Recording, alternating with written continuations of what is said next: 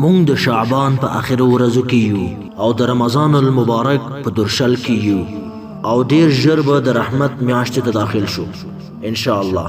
هغه میاشت چې پکې د جنت دروازې پرانستل کیږي او د جهنم دروازې بنديږي او شیطانان پکې په زنجیر تړل کیږي او یو आवाज کوونکی आवाज کوي یا باغی الخير اقبل و یا باغی الشر اقصر. اے د خیر غوښتونکیا، اے د خیر لټونکیا رامخ کې شه، بیړه وکړه په ښه عملونو کې.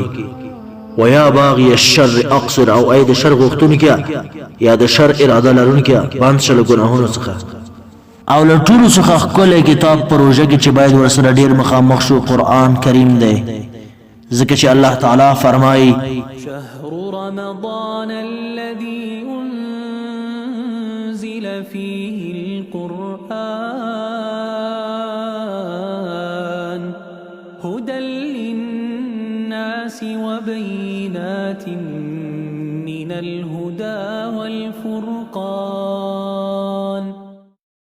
ای زمون بدنی، روحی، اخلاقی، ایمانی او تربیوی معلمه په خیر راغله. الله أكبر الله أكبر الله أكبر لا إله إلا الله الله أكبر الله